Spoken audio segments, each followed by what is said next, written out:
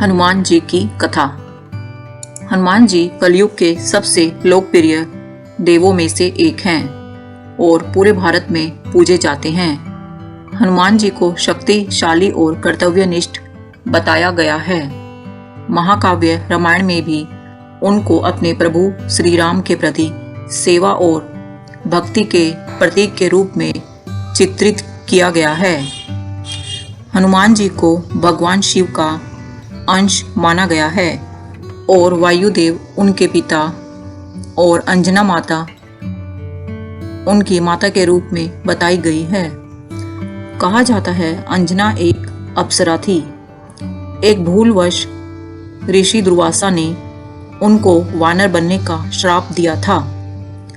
अंजना वानर राज गिरज की पुत्री थी और उनका विवाह सुमेरु पर्वत के वानर राज केसरी से हुआ। इसलिए हनुमान जी को केसरी नंदन भी कहा जाता है। हनुमान जी के जन्म की कथा बहुत ही रोचक है। वे माता अंजनी और वानर राज केसरी के पुत्र थे। माना जाता है कि उनका जन्म कोई साधारण संयोग नहीं था, बल्कि देवतागण, नक्षत्र और सारे भगवान के आशीर्वाद से पृथ्वी से पाप का विनाश करने के लिए उनका जन्म हुआ था। मान्यताओं के अनुसार माता अंजनी को यह वरदान मिला हुआ था कि उनका होने वाला पुत्र शिव का अंश होगा। इसके अलावा एक मान्यता यह भी है कि जब बजरंग बली का जन्म हुआ था, उसी समय रावण के घर भी एक पुत्र ने जन्म लिया था। यह संयोग दुनिया में अच्छाई और बुराई का संतुलन बनाए रखने के लिए हुआ था।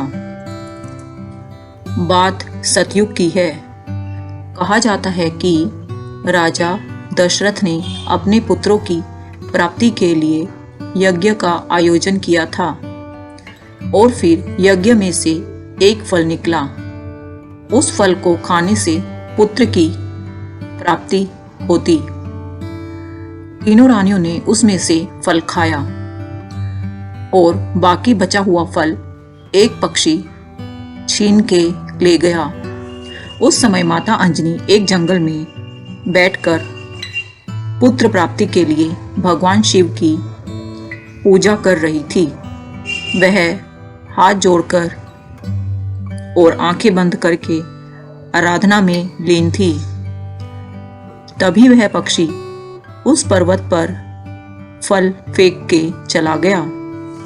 तब वायुदेव ने उस फल को उठाकर अंजना को दे दिया और फिर शिवजी प्रकट हुए और उन्होंने अंजना को निर्देश दिया कि वह इस फल का उपभोग करे। फल का उपभोग करते समय अंजना ने हनुमान की कल्पना की। वही बचा हुआ फल कैकेयी के हाथ से पक्षी ने छीना था। अंजना ने उसी फल का उपभोग करके हनुमान जी को जन्म दिया था। इसीलिए श्री राम हनुमान जी को भरत के समान भाई भी कहते थे। एक बार हनुमान जी को भूख लगी। उनको आसपास कुछ भी खाने के लिए नहीं दिखा। उस समय वे बाल अवस्था में थे। अचानक उनकी नजर आसमान में चमकते हुए लाल रंग के गोले पर पड़ी। उन्होंने सोचा यह कोई लाल रंग का फल है। हनुमान जी को काफी भूख लगी थी, इसलिए वे उस फल को खाने के लिए आकाश में उड़ चले। वे जैसे जैसे फल की ओर जाते जा रहे थे, फल का आकार बड़ा दिखाई दे रहा था। वैसे वैसे हनुमान जी भी अपना आकार बढ़ाते जा रहे थे। राहु का ध्यान पड़ा कि कोई शक्ति सूरज के नजदीक आ रही है। उन्होंने तुरंत इंद्रदेव से सहायता मांगी। तब इंद्रदेव ने हनुमान जी को रुकने को कहा। हनुमान जी कहाँ मानने वाले थे। तब इंद्र ने क्रोधित होकर वज्र से हनुमान जी पर प्रहार कर दिया, जिससे हनुमान जी मूर्छित होकर नीचे गिर गए। यह बात जब हनुमान जी के पिता पवन देव को पता चली तो पवन देव क्रोधित हो उठे। उन्होंने क्रोध में सृष्टि के वायु चक्र की गति को बंद कर दिया। अचानक से हवा रुक गई और जीवों का दम घुटने लगा।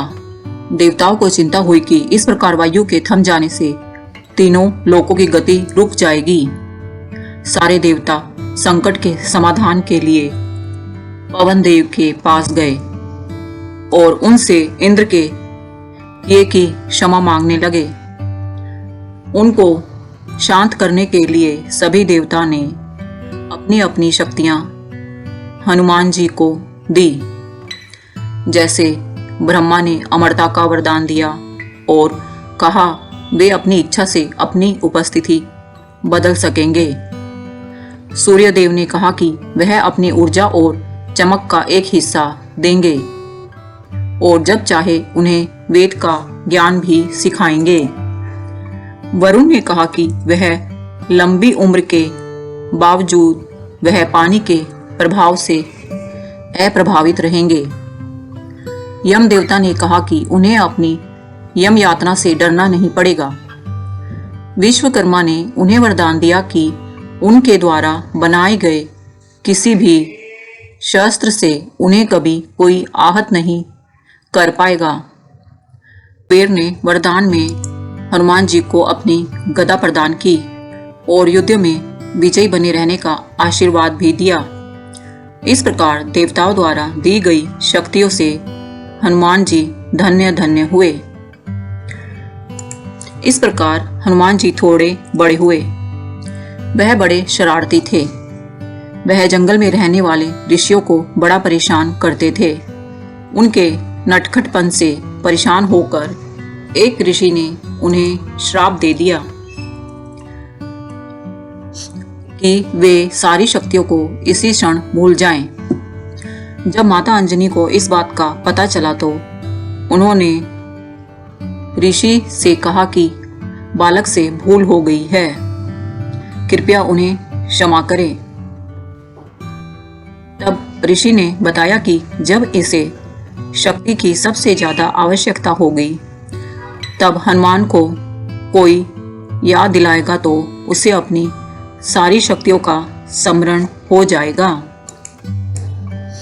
जब श्री राम अपने पिता के द्वारा अपनी छोटी रानी कैकेयी को दिए गए वरदान का पालन करने के लिए अपनी पत्नी सीता और भाई लक्ष्मण के साथ वन में थे तो उस समय लंका के राक्षस रावण ने सीता का अपहरण कर लिया था। जरूरत के इस समय में हनुमान जी ने श्री राम और लक्ष्मण से मुलाकात की और उन्हें किष्किंधा के निर्वासित राजा सुग्रीव के पास ले गए। श्री राम की मदद से सुग्रीव ने अपने बड़े भाई बाली को मार डाला और किष्किंधा की गद्दी फिर से हासिल कर ली। इसके बदले में सुग्रीव ने श्री राम को सीता माता को खोजने में मदद का वचन दिया। सीता को खोजने में श्री राम की सहायता करने के लिए सुग्रीव ने भालुओं और बंदरों की फौज उठाई। जब जटायु से पता चला कि रावण ने सीता का अपहरण करके सागर के पार अपने राज्य में ले गया है तो सबने ये सोचा कि इस विशाल सागर को कौन पार कर सकता है और वहां जाकर सीता माता का समाचार लेकर वापस आ सकता है। तब जाम्बवत भालुओं के राजा ने हनुमान को अपनी विभिन्न शक्तियों की याद दिलाई, जिसे वह ऋषियों के श्राप के कारण भूल गए थे। तब हनुमान जी को भालुओं के राजा जामवंत के द्वारा याद दिलाने पर अपनी शक्तियां याद आई। तब वे श्री हनुमान जी राम जी की आज्ञा लेकर सागर के पार उड़ान भरी। लंका में पहुंचकर वे सीता माता से मिले और उन्होंने सीता माता को राम जी की दी हुई अंगूठी दिखाई और सीता माता को आश्वासन दिया कि राम अपने सैनिकों के साथ जल्दी आएंगे और रावण को हराने के बाद माता को वापस ले जाएंगे। श्री राम को सीता माता का पता और हाल सुनाने के लिए हनुमान जी वापस चल दिए।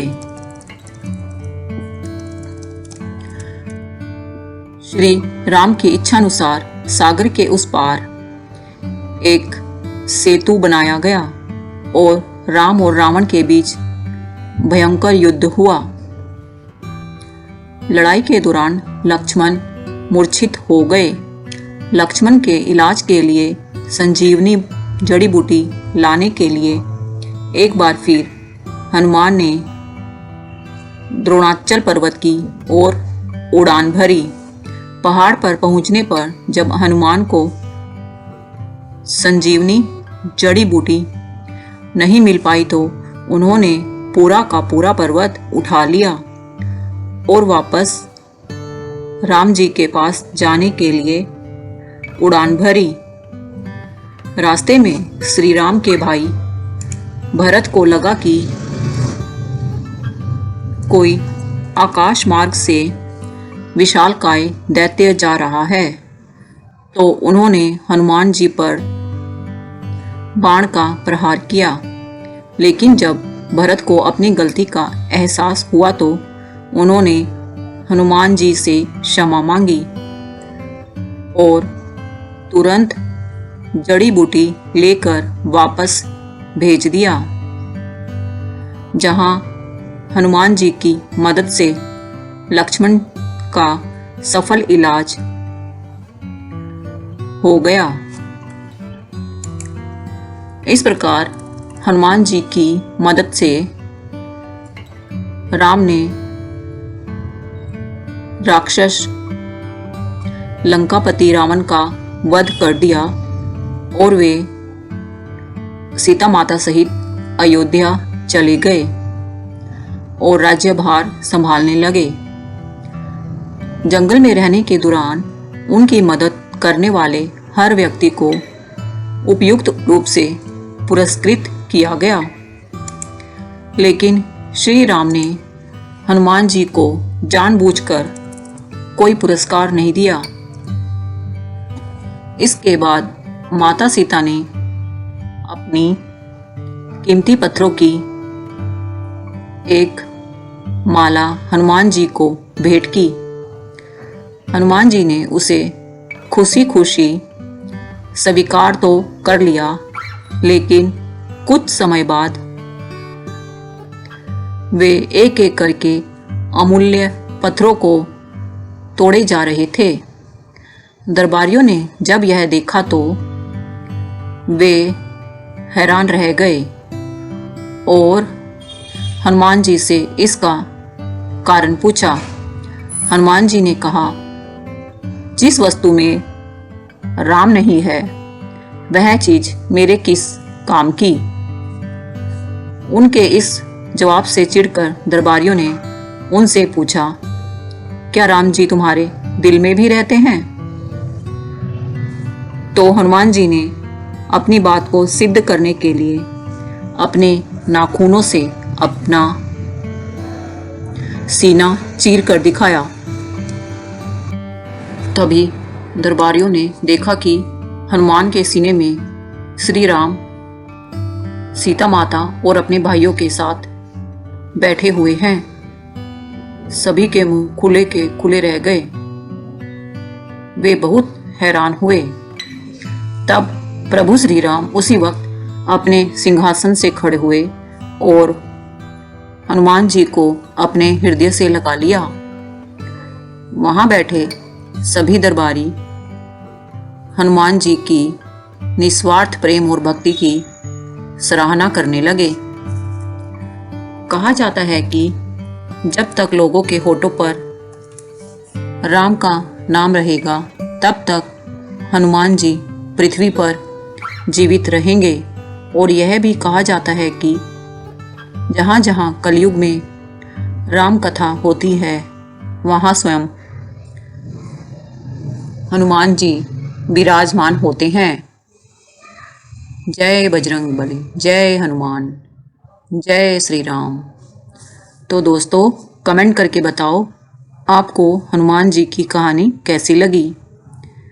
यदि अच्छी लगी है तो इस वीडियो को लाइक करें और इसे अपने दोस्तों के साथ शेयर करें।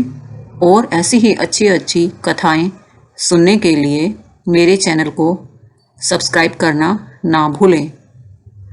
धन्यवाद। जय श्री राम।